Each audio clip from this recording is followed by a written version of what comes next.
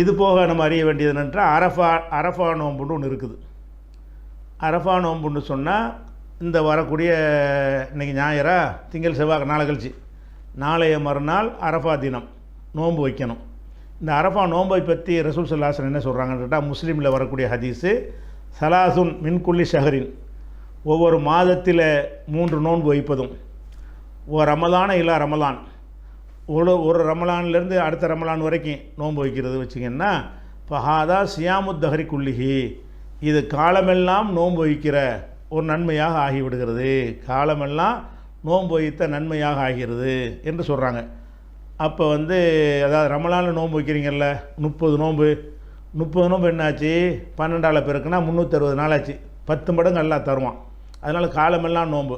மாதம் 3 வைக்கிறீங்க, அப்படி வைக்கும்போது என்ன ஆயிரும், அதுவும் 10 மடங்கு ஆயிடுது. மாதம் 3 நோன்பு வச்சிங்கன்னா 30 நோன்பு வச்சிங்கன்னு அர்த்தமாயிரும். அதனால் காலமெல்லாம் நோன்பு வைக்கிற மாதிரி ஆயிரும் அப்படின்ட்டு ஹதீஸில் சொல்கிறாங்க. அடுத்து சொல்கிறாங்க, சியாமு யோமி அரஃபா, அரஃபா நாளில் நோன்பு வைப்பது, அஹ்தசிபு அலல்லாஹி, அல்லாஹ்விடத்தில் நான் நம்பிக்கை வைக்கிறேன், அன்னஹு யுகஃபிரு சனத்தல்லத்தி கபலஹு ஓ சனத்தல்லத்தி பாதஹு, அதற்கு முந்திய ஆண்டுடைய தவறுகளுக்கும் பிந்திய ஆண்டுடைய தவறுக்கும் அது பரிகாரமாயிரும். இன்றைக்கி அரஃபாவில் நோன்பு வச்சோம்னு சொன்னால், இதுக்கு முந்தின வருஷம் 2021 2023, முந்தின வருஷம், இந்த இங்கிலீஷ் கணக்காக சொல்கிறேன், முந்தைய வருஷம் பிந்திய வருஷம், இந்த ரெண்டோட உள்ள தவறுகளுக்கு அது பரிகாரமாயிரும். பெரிய நன்மை இது. ஒரு நாள் நோன்பு வைக்கிறது போன வருஷத்துடைய தவறுகளுக்கும் அடுத்த வருஷத்துடைய தவறுக்கும் சேர்த்து அட்வான்ஸாக வரக்கூடிய வருஷத்துக்கும் சேர்த்து பரிகாரங்கிற அளவுக்கு என்ன செய்கிறாங்க ரசூல் ஸல்லல்லாஹு அலைஹி வஸல்லம் அரஃபா நாளில் நோன்பு வைக்கிறத சிலாகித்து சொல்கிறாங்க. அப்போ அரஃபா நாள் நோன்பு ஒரு நாள் நோன்பு தான், ஜோடியாக இன்னொரு நாள் சேர்த்து வைக்க தேவையில்லை, ஒரு நாள் தான் வைக்கணும். அது ஒரு சுன்னத்து இருக்குது.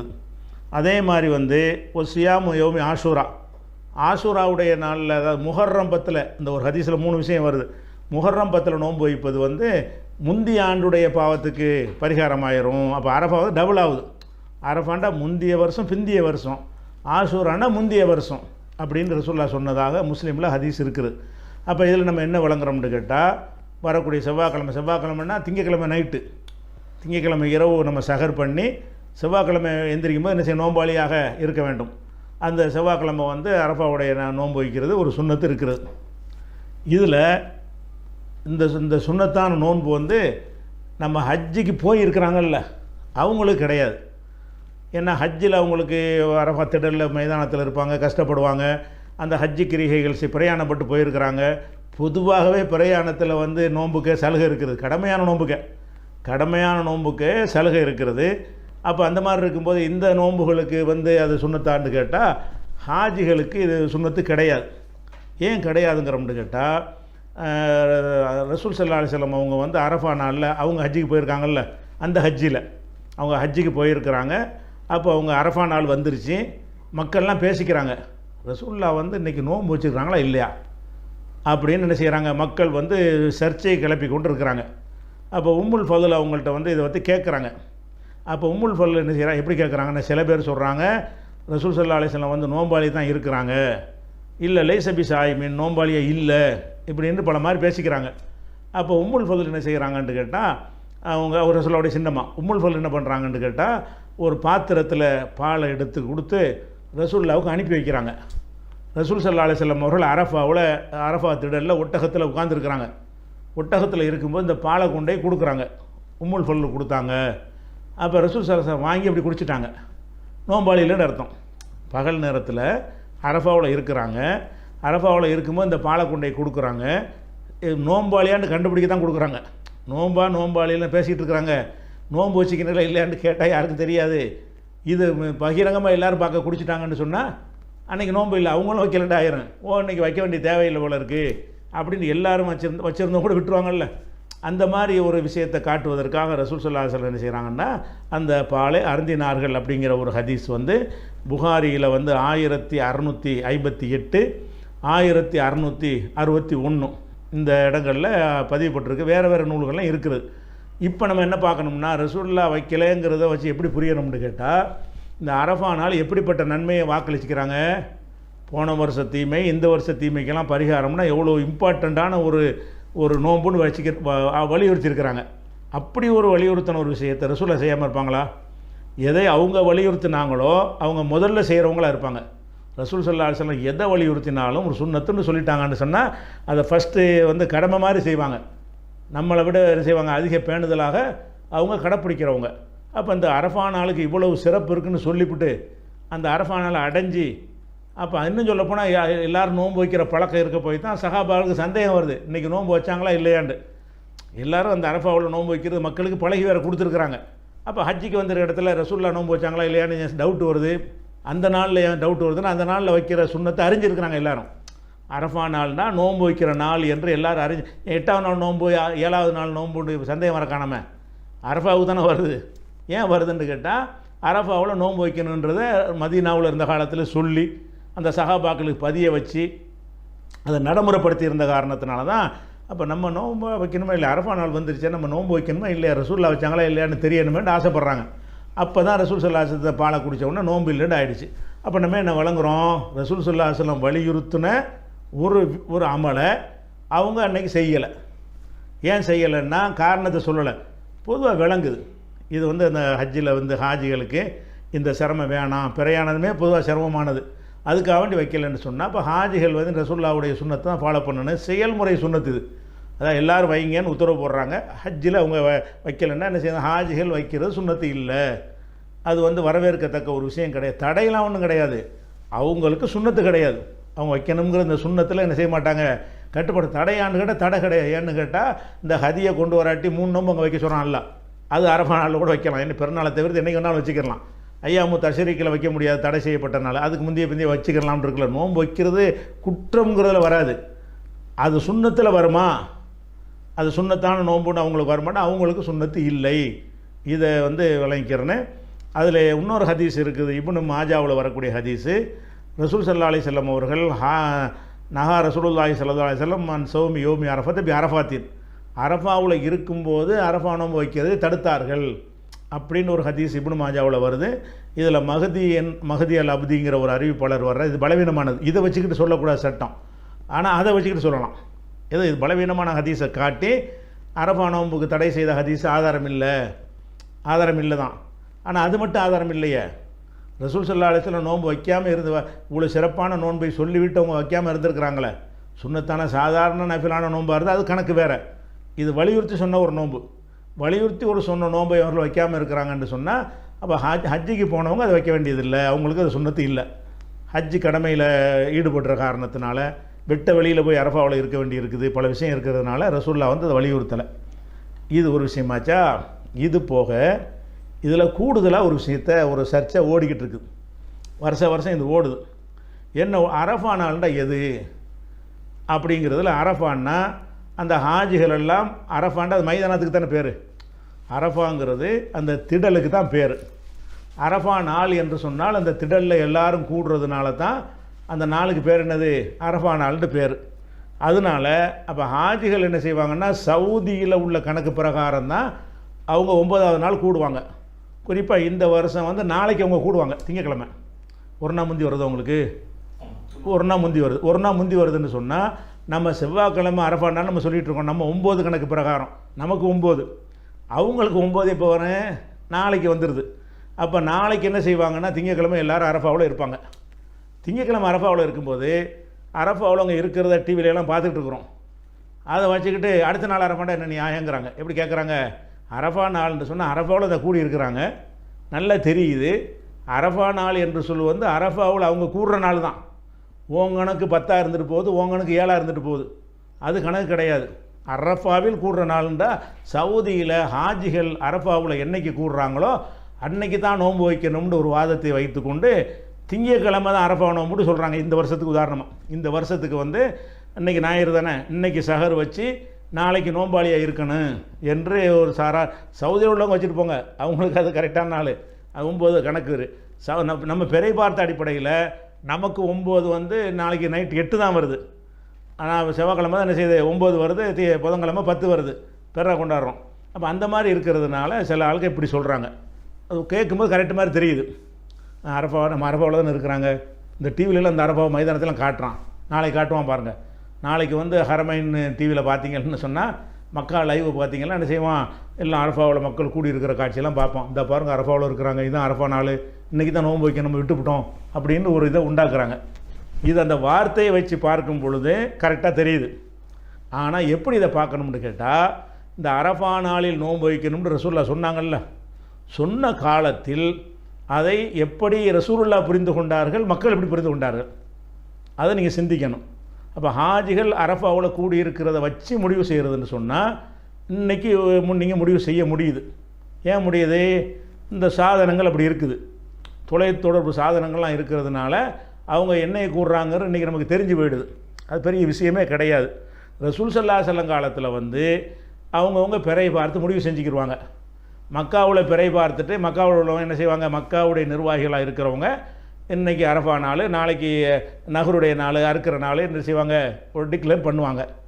அந்த நாளில் வந்து மதீனாவிலையும் பிறை பார்த்துருப்பாங்கன்னு சொல்ல முடியுமா? சொல்ல முடியாது. அதாவது மக்காவில் உள்ளவர்கள் ஒன்று பிறை பார்த்த அடிப்படையில் இது 8, இது 9, இது 10ன்னு அவங்க முடிவு பண்ணுவாங்க. மக்காவில் யாரெல்லாம் அங்கே போகிறாங்களோ அவங்க அதற்குள்ளே அடங்கிடுவாங்க. நம்ம இங்கேருந்து புறப்பட்டு அங்கே போனோம்னா அங்கே எதை 8ன்னு அறிவித்தாங்களோ அதான் 8, அங்கே எதை 9ன்னு சொன்னாங்களோ அதான் 9. ஆனால் இப்போ உள்ள மாதிரி நீங்கள் ரசூலுல்லாஹ்வுடைய ஒரு ஹதீஸை அந்த காலத்தில் எப்படி புரிந்து கொண்டார்கள்னு நீங்கள் சிந்திக்கணும். அரஃபா நாள் என்பது 9ங்கிற கணக்குக்காக சொன்னாங்களா, அந்த இடத்துல கூடுறதுங்கிற கணக்குக்கு சொன்னார்களா என்று கேட்டால், அப்போ ரசூல் ஸல்லல்லாஹு அலைஹி வஸல்லம் அவர்கள் எந்த ஒரு 10 வருஷம் 13 வருஷம் மதீனாவில் இருந்திருக்கிறாங்க.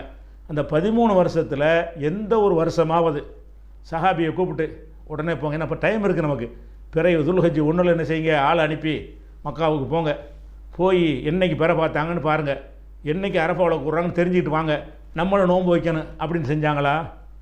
ஒரு வருஷமாவது மக்காவில் எப்போ கூடுகிறார்கள் என்பதை அறிய முயற்சி பண்ணாங்களா? ஏன்னா டைம் 10 நாள் இருக்குல்ல. அரஃபா நாளுங்கிறது பெருநாளைக்கு போய் கூட்டிகிட்டு வந்து தகவல் திரட்ட முடியாது, ஒரு நாளில் போய்ட்டு வர முடியாது. ஆனால் இது வந்து பிறை பார்த்து 9 நாள் கழித்து வரப்போகுது. அதனால் அந்த 9 நாள் டயத்தில் போயிட்டு வந்துடலாம். வேகமாக குதிரையில் ஒரு ஆள் அனுப்பிவிட்டோம்னு சொன்னால் இங்கேருந்து மக்காவுக்கு போவார், என்ன பிற பார்த்தீங்க, இன்றைக்கி அரஃபாவில் கூட போகிறீங்க கேட்பார், கேட்டு வந்துடலாம். இதற்கு ரசூல் ஸல்லல்லாஹு அலைஹி வஸல்லம் ஏதாவது முயற்சி பண்ணாங்களா? மக்காவில் எப்போ கூடினான்னு அறியறதுக்கு முயற்சி பண்ணாங்களா? அல்லது மதீனாவில் மக்காவில் பிற பார்த்த அன்னைக்கு தான் மதீனாவிலையும் பிற பார்ப்பாங்கன்னு ஏதாவது சொல்ல முடியுமா? அப்படி இருந்துச்சா, நீங்கள் பார்த்து நோன்பு வைங்க, நீங்கள் பார்த்து நோன்பு விடுங்க, மேகமாக இருந்தால் 30 பூர்த்தி ஆக்கிருங்கன்னு சொல்லிட்டாங்க. மக்காவில் மேகம் இல்லை, பிற பார்த்துட்டாங்க. மதீனாவில் மேகமாக இருந்துச்சு, மறுநாள் வச்சுருப்பாங்க. அப்போ ரசூல் ஸல்லல்லாஹு அலைஹி வஸல்லம் அவர்கள் மக்காவில் கூடுவதை அறிந்து இந்த நோன்பை வைத்திருக்க சாத்தியம் இருக்குதா, அல்லது அவங்க நாளை எண்ணி வைத்திருக்க சாத்தியம் இருக்குதா? 1, 2, 3, 4, 5, 9ஆவது நாள் அரஃபா நாள். ஹஜ்ஜுக்கு போகும்போது மாறி இருந்தால் அது மாற்றிக்கிற வேண்டியதான். நம்ம வந்து இப்போ லோகர் நேரத்தில் இங்கேருந்து கிளம்புறோம், அங்கே போய் இறங்கும்போது வேறு டைமாக இருக்கும், மாற்றிக்கிற வேண்டிய வாட்சியை மாற்றிக்கிறோம்ல. நம்ம ஒரு இடத்துக்கு போயிட்டோம்னா மாற்றிக்கிற விஷயம் வேறு. இப்போ அரஃபா நாள் என்பது நம்ம எப்படி புரியணும்னு கேட்டால், அரஃபாவில் ஹாஜிகள் கூடுகிறார்கள் என்பதை தான் அளவுகோலாக வைத்தீர்கள் என்றால், இதை எப்படி அன்றைக்கு வாழ்ந்த அத்தனை மக்களும் அறிந்திருக்க முடியும்? மக்காவில் மதீனாவில் இப்படி அறிந்தார்கள்.